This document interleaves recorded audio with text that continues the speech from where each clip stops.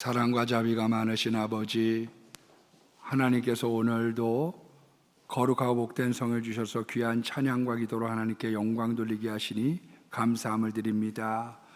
예수 그리스도의 복음을 증거할 때 주의 성령께서 우리와 함께 하시고 성령의 불세례를 주시며 우리의 영의 눈과 영의 귀, 심령의 문을 열어주시며 복음 안에 놀라운 은혜를 입게 하소서. 예수님 이름으로 간절히 기도드립니다.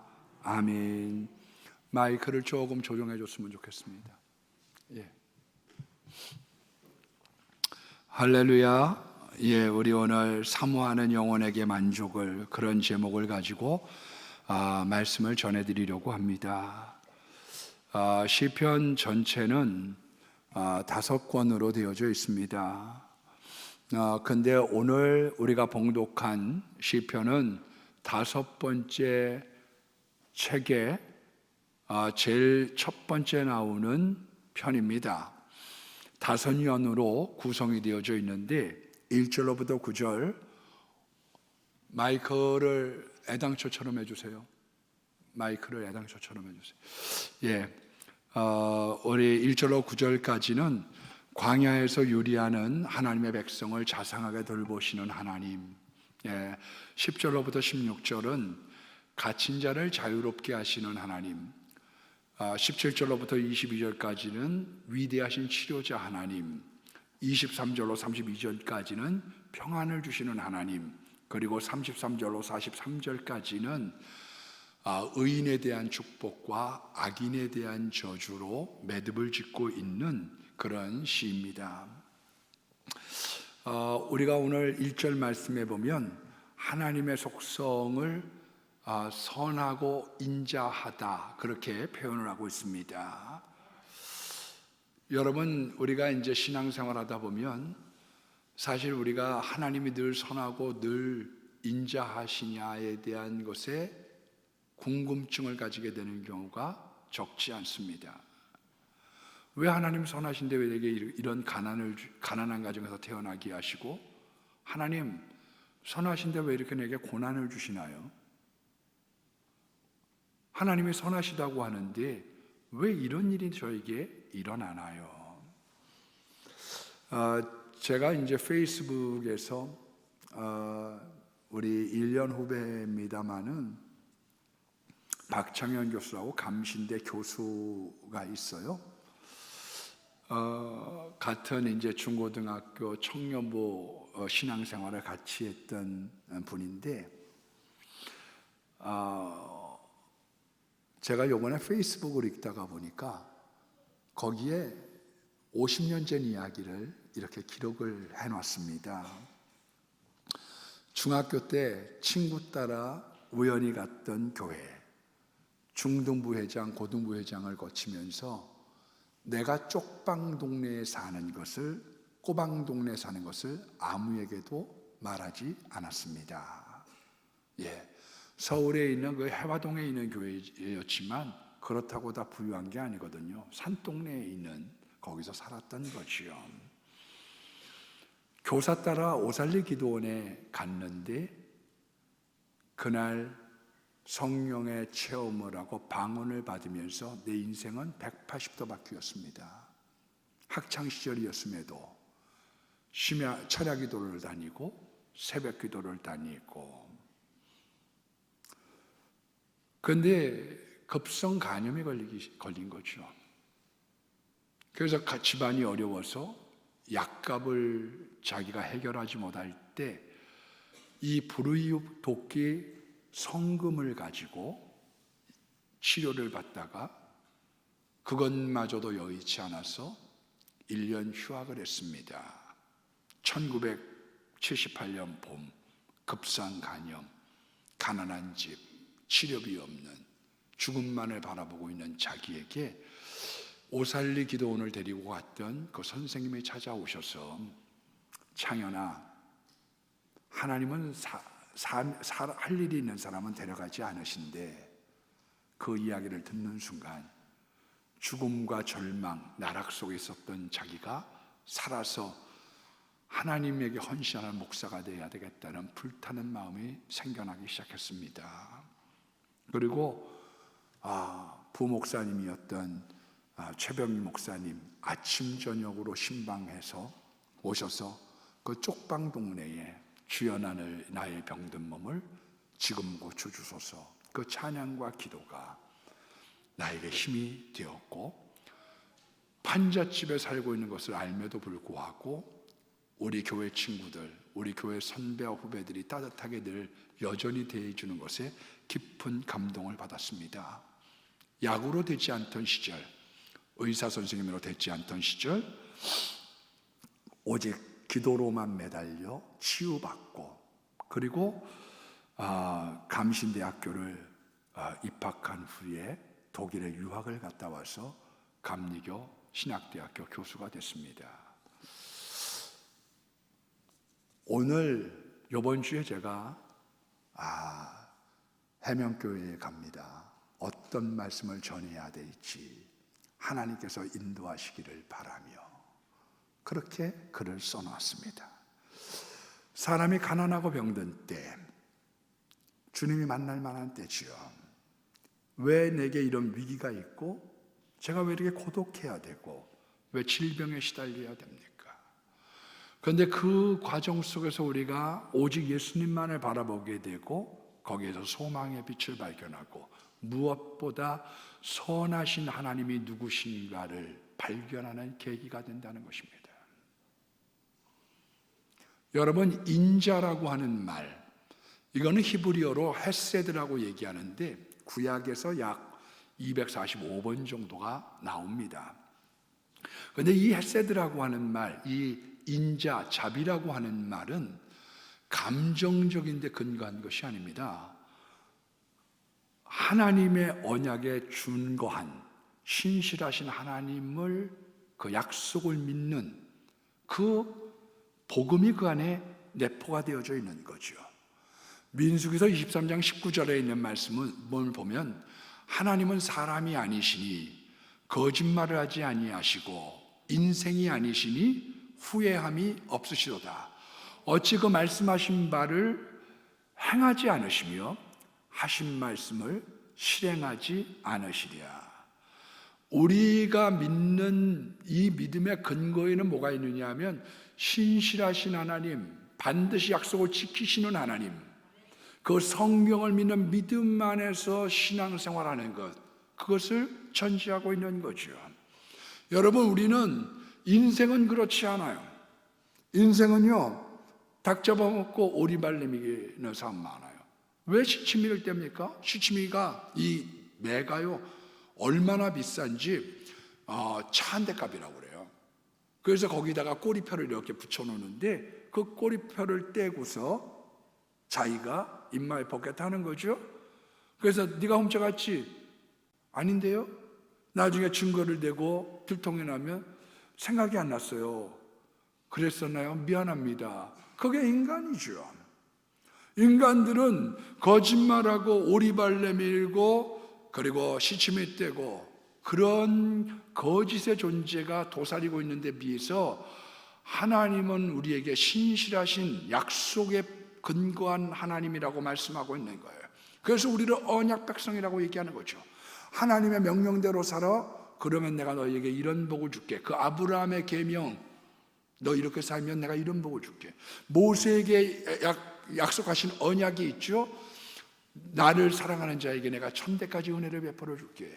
그리고 그 약속의 말씀을 따라서 살아가는 모든 자들에게 아브라함처럼 복이 되고 모세처럼 천대에 이르러 은혜를 베풀겠다고 하는 그 신실하신 하나님을 믿는 것, 그것을 우리가 인자라고 얘기하는 거죠. 여러분, 과거에 동떨어진 말씀이 아닙니다. 서구 구라파가 기독교가 몰락이 되기 시작한 그 근본에는 이적도 없다, 기적도 없다, 그거는 다 2000년 전 것이다. 그러니까 성경을 고전으로 읽는 거예요. 그 고전으로 읽는 것이 아니라 오늘도 살아 역사하신 하나님, 내가 아브라함의 길을 가고 내가 모세의 길을 간다고 하면 하나님은 여전히 살아계셔서 내게 성경의 약속을 이루고 계시는 그 신실하신 하나님, 그것을 헤세드, 그걸 인자라고 얘기합니다.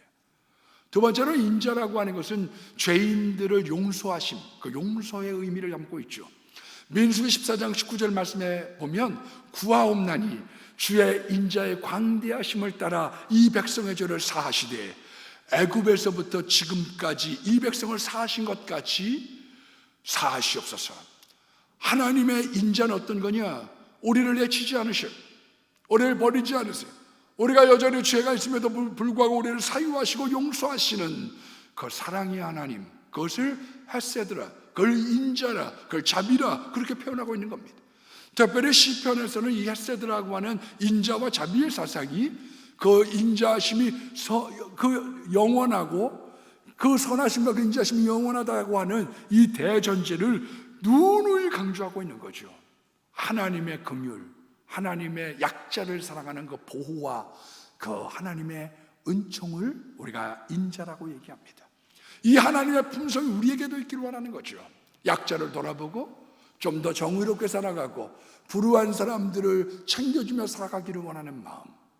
여러분, 그래서 마태복음 12장 7절에 있는 말씀에 보면 나는 자비를 원하고 제사를 원치 않는다.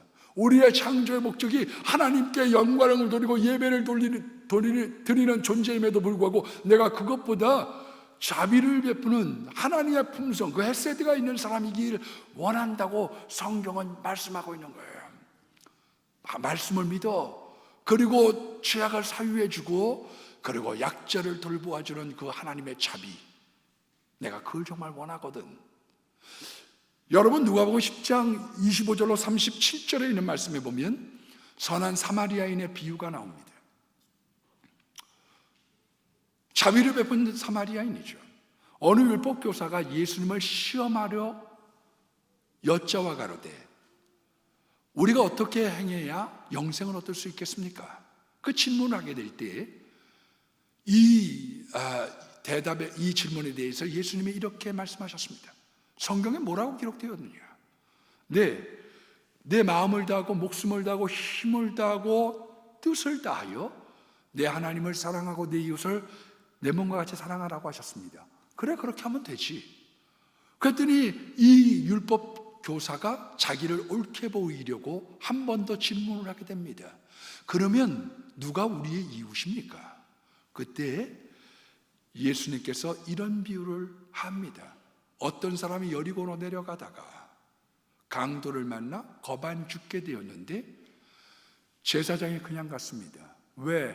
율법의 시체를 가까이 하지 말라고 제사장에게 명했기 때문에. 그 다음에 레위인도 그냥 지나갔습니다. 피라고 하는 것에 대해서 조심하려고.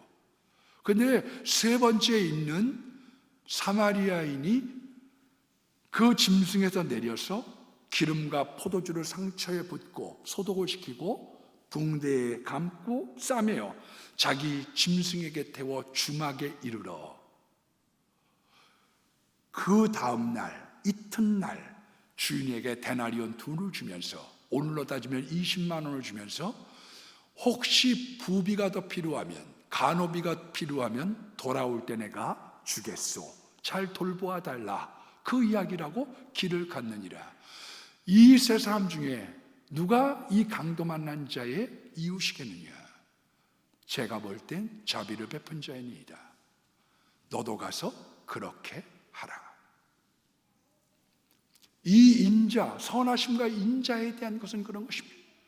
하나님은 그런데요, 인간은 어떠냐 하면 인간은 패자에 대해서 잔인하고요, 또 자기에게 대적하는 세력에 대해서 철저히 밟고 못 일어나게 하려고 합니다. 우리 와싱상담이라고 하는 고사성어가 왜 생겼겠어요? 오나라 왕 부차라고 하는 사람이 복수를 위해서 장작더미에 서잡니다. 내 이놈 먼저 두고 보자. 그래서 잠을 자다가 복수를 시작합니다. 그래서 월나라 구천이 거기 묘지기를 삼아버리고 왕후와 함께 머리를 빡빡 꺾어버리고 분통이 터졌던 월나라 구천이 이번에는 곰쓸개를 핥으면서 복수를 다짐합니다. 결국은 월나라 구천이 승리를 하게 되죠. 그래서 와싱상담, 맞벌상, 이 쓸개담, 쓸개를 핥으면서 사람은 복수를 칼을 갈고 불씨를 끌려고 하는 거죠. 그래서 인간의 세계는 굉장히 잔인해요. 인간이 자기 잘못을 잘 깨닫느냐? 몰라요. 여러분, 아주 전설적인 마피아 두목이었던 악의 화신이었던 알카포네가 뭐라고 얘기했느냐? 나는 자비로운데 사람들이 나를 비난했다는 거예요. 왜 사람이 회개가 어려운 줄 아세요? 회개가 어려운 이유는 사람이 자기 자신을 깨닫는 것이 굉장히 어렵거든요. 자기 자신을 본다는 게 너무너무 어려운 거예요. 여러분, 미국의 철학자이면서 교육학자였던 존 듀이는 인간 내부에 존재하는 가장 커다란 욕망은 중요한 사람이 되고 싶은 욕망을 갖고 있다는 거예요. VIP가 되고 싶은 거예요. 너 앞으로 뭐가 될래? 장군이 되겠습니다. 뭐가 될래? 대통령이 되겠습니다. 뭐가 될래? 저는 총장이 되겠습니다. 여러분, 프로이드도 뭐라고 얘기했느냐? 사람에게는 위대해지고 싶은 욕망이 있다는 거예요. 그러니까 우리 인간들의 마음은 강팍하고 무지하기 때문에 회개가 안 될 뿐만 아니라 교만하여 하나님같이 되려고 하는 그런 잔존과 속성들이 가지고 있는 우리 인간에게 주님은 선하시고 인자하셔서 우리를 속량하셨다고 말씀하고 있는 거예요. 여러분, 하나님의 행하신 일을 2절부터 9절까지를 나열했는데 이 선하시고 위대하신 하나님, 이 선하시고 자비로우신 하나님께서 어떻게 하셨느냐? 2절 말씀에 보니까 대적외선에서 그들을 속량하셨다. 이 속량이라고 하는 말은 제자리로 돌려놨다는 거예요. 바로의 집에, 애굽의 집에, 세상에 있었던 고통과 시름 가운데 있었던 이 지배로부터 하나님께서, 나의 하나님 여호와께서 제자리로 옮겨주셔서 나로 하여금 자유를 주셨다. 그 말씀을 하고 있는 거죠. 여러분, 성경은 바로의 뒤에 누가 있느냐? 사단의 세력이 있는 거예요. 사단의 세력. 그래서 인간 뒤에, 악인 뒤에 도사리고 있는 이 악의 세력을 내 힘과 능력으로는 이길 수 없지만 예수 그리스도의 십자가의 보혈로 그분이 대속하시는 가운데 나를 속량해 주신 거죠. 나를 원위치로, 나를 해방인으로, 나를 구원받은 자로 돌려놓으신 것입니다. 1933년 1월에 독일 바이마르 공화국에 히틀러가 수상이 되었습니다. 되자마자 의회를 해산하고 언론을 통제하고 그리고 집회 결사의 자유를 없애버렸습니다. 모이지 마, 모이면 시끄러워. 그리고 새 국회가 시작이 됐을 때 무한한 권력을 히틀러에게 부여했습니다. 그 다음부터는 검열을 시작하고 사회운동을 금지시키고 정적들을 무참히 제거하고 그리고 특별히 유대인들을 말살하기 시작했습니다. 시민권들을 박탈하고 외출하려고 하면 노란별을 달고 다니면서 이 사람들을 멸시하게 만들고 나중에 학살을 하게 될 때 폴란드, 루마니아, 서독, 프랑스, 헝가리 여기에서 596만이나 되는 수많은 사람들을 살상하고 죽여버렸습니다. 결국은 1945년 4월 30일 날 자기도 권총으로 자살하며 인생의 막을 내리고 말았던 거죠. 우리들은 이것을 어떻게 보고 있느냐? 히틀러라고 하는 개인 뒤에 도사리고 있는 이 엄청난 악의 세력, 사단의 세력을 하나님께서 제거하시고 십자가의 보혈로 속량하시는 그것을 체험해야 된다는 것입니다. 여러분, 1941년 태평양 전쟁이 발발하게 됐을 때 12월 9일 루즈벨트 대통령은 이렇게 연설했습니다. 국민 여러분, 정규 방송을 중단시켜서 죄송하게 생각합니다. 그러나 지금부터 드리는 말씀을 하나님께서 직접 전하는 메시지로 들어주십시오. 주 예수 그리스도의 탄생 때부터 악의 세력은 선한 사람들을 괴롭혀 왔습니다. 그러나 이 악의 세력과 용감하게 싸웠던 사람들은 정의가 늘 승리했음을 성경과 역사를 통하여 우리는 압니다. 진주만 폭격 뒤에 도사리고 있는 게 뭐냐? 악의 세력, 사단의 세력을 루즈벨트는 간파했던 거죠. 스탈린이라고 하는 사람도 1934년부터 4년 동안 정권의 야욕을 위해서 수천만의 이 소련 사람들을 학살했습니다. 우리가 겉으로는 유물사가 아니고 겉으로는 공산당이지만 뒤에 도사리고 있는 건 뭐냐냐? 그건 사단의 세력이고 악의 세력이지요. 내 힘으로 이길 수 없는 그 세력에게 내가 하나님 앞에 기도했더니 주님의 십자가 보혈의 능력으로 말미암아 바로의 권세, 악의 권세가 무너지고 우리가 영적으로 해방받아 구원받고 육적으로도 해방받아 질병과 가난과 문제와 싸움과 비난으로부터 우리를 해방시켜주고 계시는 이 성령에 대한 하나님을 찬양하는 것입니다. 여러분, 우리가 한번 구원받고 성령받았다고 해서 다가 아닙니다. 4절 말씀에 보면 광야 사막길에서 방황을 합니다. 이 광야라고 하는 것은 넓은 의미로는 세상이고 좁은 의미로는 교회를 의미하는데, 우리가 살아가는 우리 인생길, 우리가 살아가는 이 교회의 생활, 여기를 이 사막을 걸어가면서 방황을 했다는 거예요. 그래서 우리가 유대인들은 어떤 생각하고 있느냐? 광야 같은 생활, 그 원더링 주, 그것을 통해서 가나안에 들어갔던 것처럼, 안식처에 들어갔던 것처럼, 참 안식에 들어갔던 것처럼 우리가 지금 수천 년 동안 우리의 나라가 없이, 우리가 정치 없이 떠드는 원더링 주, 우리는 방랑하고 방황하는 유대인이지만 언젠가는 우리가 안식으로 들어가리라, 가나안으로 들어가리라. 그게 시온이즘이죠. 우리는 영원한 천국이고 그들은 이 땅에 있어서의 시온이즘의 배경이 어디에 있느냐? 방황하는 사람들, 세상에서 방황하고 교회 생활도 우리가 방황을 합니다. 이 방황이 그치려고 하면 성령의 구름 기둥과 불 기둥을 따라가는 거예요. 우리가 예수를 만날 때야만 이 방황이 그치는 거죠. 왜? 내 고향이 영원한 천국이요, 내가 이 땅에 살아가는 동안 주님께서 나를 인도하고 계신다고 하는 주님 바라보는 이 삶 속에 우리의 방황이 종식되기 때문입니다. 그래서 성경은 광야 사막길에서 방황하는 우리들을 구원해달라, 우리가 성령의 인도하심을 따라갈 수 있도록 도와주십시오. 여러분, 우리가 오해하고 있는 것이 있습니다. 예수님을 따라가는 길들은 모든 것이 이지고잉한 줄 알아요. 다 순탄한 줄 알아요. 그런데 성경은 그렇게 얘기하지 않고 이렇게만 하고 있습니다.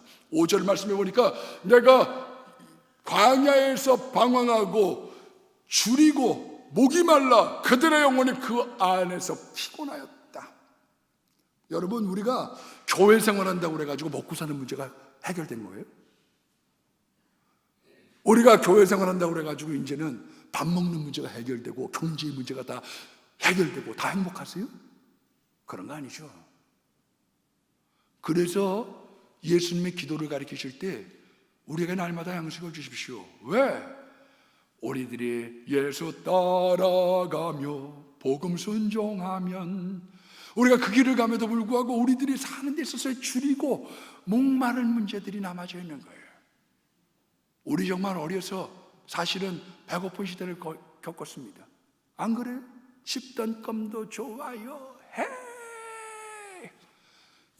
그리고 그냥 10던 껌을 갖다가 문지방에다 이렇게 붙여놓고 그걸 갖다가 그 다음날 띄어서 또 씹고, 그거를 우리 누나가 먹었다 그러면 내 껌 내놓으라고 싸우는 거지. 그래서 우리가 절대 빈곤으로부터 우리가 해방됐습니다. 그러나 우리가 절대 빈곤으로 해방됐다고 해서 다인가요? 그 다음엔 삶의 질을 생각하기 마련입니다. 삶의 질, 거기로부터 비교가 나오는 거죠. 저 사람 저렇게 잘 사는데 나는 왜 이럴까? 만족이 없는 거죠. 사람들에게 목마르게 하고 있는 게 뭐냐? 삶의 질과 비교인 거예요. 예일대 심리학과 교수였던 살로비는 미국 범죄의 20%가 질투 때문에 생겼다고 했습니다. 이 질투라고 하는 건 동종업종 가운데 생기는 거예요. 목사님들끼리, 정치가들끼리, 사업가들끼리, 끼리끼리 자기들이 모여져 있는 사람들 속에 열등감, 이 질투의 문제가 생기는 거죠. 그래서 이 질투의 불꽃이 일어나면 반드시 화상을 입은 사람이 나타나게 마련이라. 살로비는 그렇게 얘기했습니다. 왜 우리들 가운데 싸움이 많고 왜 이렇게 우리들에게 상처받은 사람들이 생기느냐? 그 질투라고 하는 불꽃 때문에 화상을 입는 것입니다. 질투의 임상학을 저술했던 화이트 여사는 이혼의 30%가 질투 때문에 갈라섰다고 기록을 했습니다. 이 질투의 그 저변에는 뭐가 있느냐? 열등감이라고 하는 게 작용하는 거죠. 열등감으로부터 인간은 질투가 생기기 시작합니다. 그래서 자기의 결함을 질투로 바꾸는 사람은 불행한 사람이 되고, 자기의 결함을 분말로 바꾸는 사람은 행복한 사람이 되는 거예요. 여러분, 그래서 남들에게 열등감을 부추기는 이야기들을 하지 마세요. 자, 여러분, 남편 앞에서 다른 남편을 칭찬하는 게 아니에요. 아우, 오늘 서집사 봤어? 노래도 잘하고 인물도 좋고 키도 크고 당신 뭐야? 이런 얘기하지 말라는 거예요. 그러면 그 사람하고의 관계도 멀어지고 부부하고의 관계도 멀어지는 거죠. 텔레비전 보면서 야, 저런 배우하고 사는 남자는 얼마나 좋겠어. 예? 이제는 당신은 조금 지나면 절구통이야. 알아 그거? 그렇게 얘기하지 말라는 거예요. 왜냐하면 남들과 비교하면서 사람들은 열등감 안에 질투가 나오고, 질투가 많은 문제를 유발시키는 거지요. 사실은 제가 이번 주 금요일 날 심야기도를 인도하고 말씀 증거하고 난 다음에 마음이 괴로웠어요. 여러분들이 뭐라고 얘기하기 전에 오늘 설교가 잘 됐는지 못 됐는지에 대해서는 제일 먼저 아는 사람이 접니다. 제가 제일 먼저 알아. 왜냐하면 설교를 내가 잘못하면, 한마디로 죽을 쓰면 내가 먼저 괴롭고요, 설교가 잘 되면 사람이 엔돌핀이 나오고요, 건강해지고 행복해져요. 얼굴을 보면 외람된 얘기지만 대변도 잘 나와. 이 설교가 죽을 쓰면 목사도 힘들고 교인이 힘들기 전에 목사가 먼저 힘들어요. 막 왔는데 마음이 괴롭고 잠도 잘 안 오고 그래요. 하나님께 내가 질문을 던졌어요. 하나님, 내가 오늘 왜 이렇게 설교 끝나고 마음이 괴롭죠? 내가 왜 내 마음이 괴롭죠? 근데 하나님이 그 가운데, 내 마음 가운데 왜 괴로운가에 대한 것을 깨닫게 하셨어요. 뭐냐 하면, 네가 우리 교회, 이 성지교회 교인들보다 다른 교회 교인들을 비교하면서 너무 띄워서 그래. 여기에 있는 사람들에게 감사하고, 여기에 있는 사람들을 격려하고, 왜 다른 교회를 빗대어 여기에 있는 교인들을 나무래. 그게 마음속에 울려 퍼지는 거예요. 제가 가만 보면요, 어떤 게 어떻다고 그래도 잘하는 사람들은 거기서 골라놓은 사람들이지, 일반적으로 보면 우리 교인들만 죄송한 얘기만 못합니다. 목사는요, 강대상 딱 서보면 알아요. 예. 왜냐면 말씀에 길이 나 있거든. 이게 말씀에 길이 나 있어야 돼요. 딱. 예. 그 오합지졸로 해가지고 왜 그런 데 가서 해봐야 벌써 이게 안 되게 돼 있거든. 딱 보면 알죠. 우리가 왜 면접 봐요? 하나를 보면 열을 하는 거거든. 맘에 미모무. 지금 어떻구나. 그래서 우리가 소리 한번 들어보면 대본이 알죠. 제가 요즘에 그 축농증과 비염 때문에 고통 좀 곤란하니까 어느 성악가 하시는 분이 그러세요. 좀 듣다 보니, 목사님, 요즘에 축농증을 고치려고 하면요, 저도 고생했는데 엷은 소금물로 깊게 마시고, 그리고 입을 막고 코로 내뿜으세요. 아침 저녁 점심 저녁 3번 3개월 하니까요, 싹 사라졌어요. 여러분, 그 한마디 속에 들어보면 아는 게 있는 거지요. 저는 우리 교인들이 참 괜찮아요, 사실. 어저께도 어떤 분이 우리 건축위원회 밥을 갖다가 이렇게 식사를 공개하셨는데, 잘 먹으면서 그런 생각 가졌어요. 남의 교인이었으면 사주겠나. 우리 교인이 왔다지. 우리 교인이. 여러분, 어떤 돌아가신 장로님이 저한테 그런 말씀을 한번 하셔요. 목사님, 제가 존경하는 목사님 1번이 곽선희 목사님이고요, 2번이 어떤 목사님이고 3번이 우리 심상현 목사님입니다. 그래서 제가 얘기를 했어요. 장로님, 앞으로 순서를 바꾸세요. 1등이 심상현 목사님, 2등이 곽선희 목사님, 3등이 누가 될지 난 관심도 없어요. 그래서 곽선희 목사님이 장로님 알기를 해요. 장로님 위해서 기도를 해주기를 해요. 순서 바꾸세요. 그랬더니 그분이 막 웃어. 그래서 만약 그렇게 좋으면 서울로 이사 가서 그분 근처에서 교회를 다니든지 막 그랬더니 막 깔깔거리고 막 웃어. 여러분, 우리가요, 사람들을 격려하고 돕고 사랑하고 격려하면서 가는 게 참 중요한 거예요. 여러분, 우리가 살아가는 인생이 어때느냐?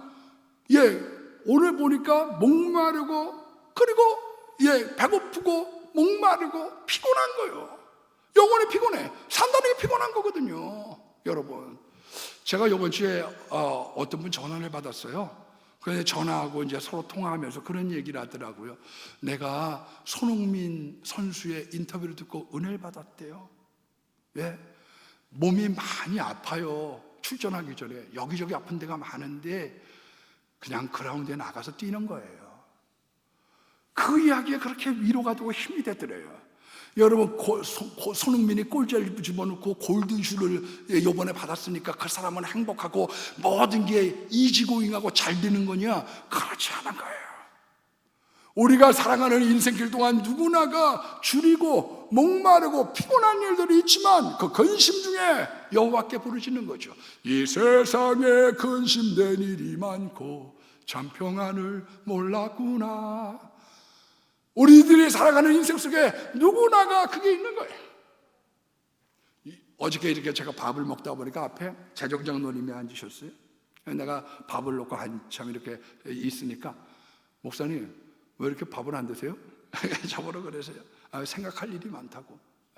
그랬더니 제가 요즘에는 전화 받고 뭐 사람들 만나면요 뭐라고 그러냐면, 목사님 교회 짓고 행복하죠. 교회 짓고 행복하지만 생각하고 고민할 게 많아요. 지금 막 전셋값이 제가 살고 있는 데가 7천만 원이 떨어져 갖고 돈을 중간에 못 빼주겠다는 거예요.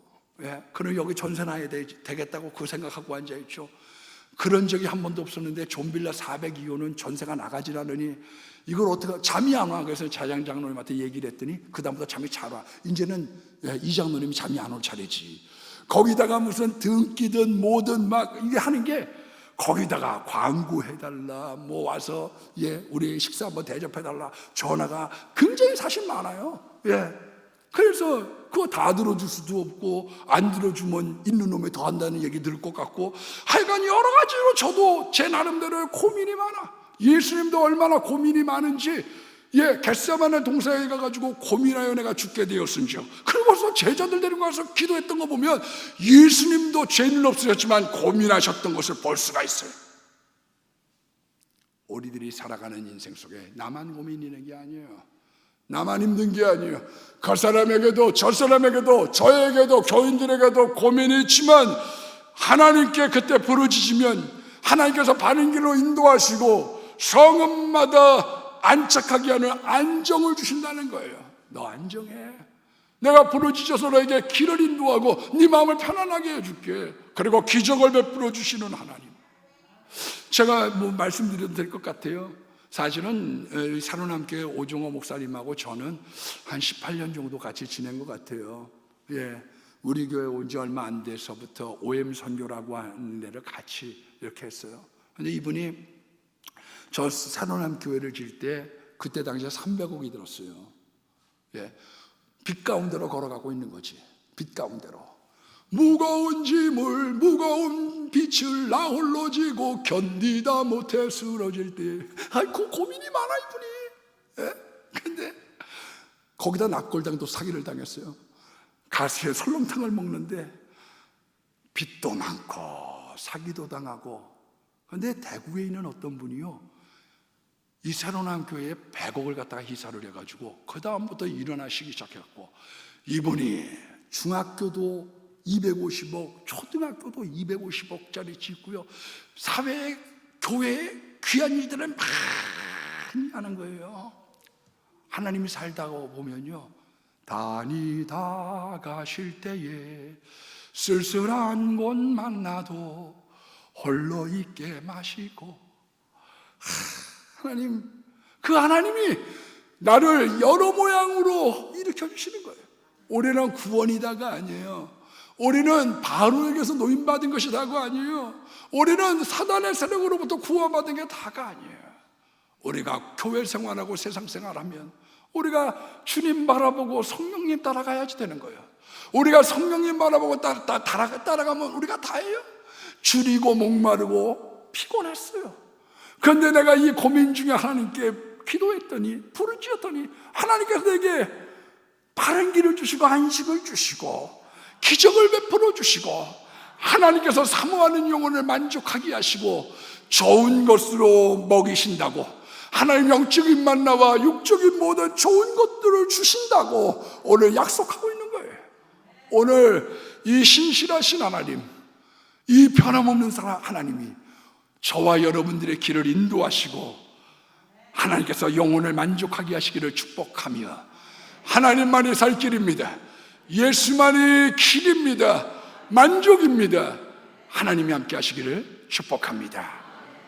자비로우신 아버지, 우리가 신앙생활 하면서 구원받으면 다인 줄 알지만 구원받으면 구름기둥과 불기둥을 똑바로 바라보고 가야 되고, 그러지 않으면 방황할 수밖에 없는 존재들입니다. 주님, 내가 왜 성령님 따라 말씀 따라 살아가고 교회 생활하는데 하나님 왜 줄여야지 되고, 내가 왜 이렇게 컬컬하고, 내가 왜 내 마음 가운데 괴로움이 있어야 되며, 아버지 하나님 내가 피곤해야 됩니까? 하나님께서 만날 만한 때요, 기도할 만한 때요, 아버지 하나님, 주님께서 우리의 영혼을 만족하시게 하는 그 기적의 현장, 그 사랑의 현장, 선하고 인자하신 하나님을 만나는 현장으로 인도하시는 중이시온즉 우리 모두가 소망의 주를 바라보고 오늘도 감사함으로 하나님을 찬양할 수 있도록 도와주소서. 마음에 소원이 있는 분들은 가슴에, 자신이나 가족 중에 아픈 분들은 그 자리에 손 얹고 기도합니다. 나사렛 예수 그리스도의 그 보혈, 그 이름의 능력으로 내 가정의 역사는 저주, 악한 귀신, 병마, 이 모든 것들은 묶임을 놓고 물러갈지어다. 이 민족으로부터, 그리고 이북에 있는 저 시달리는 이 민족에게서 하나님께서 구원을 주시며, 아버지 하나님 우리의 자신 속에 찾아와 계셔서 내게 만족함을 주시고 하나님께서 영육간 먹이시옵소서. 예수님 이름으로 간절히 축복하고 기도드립니다. 아멘.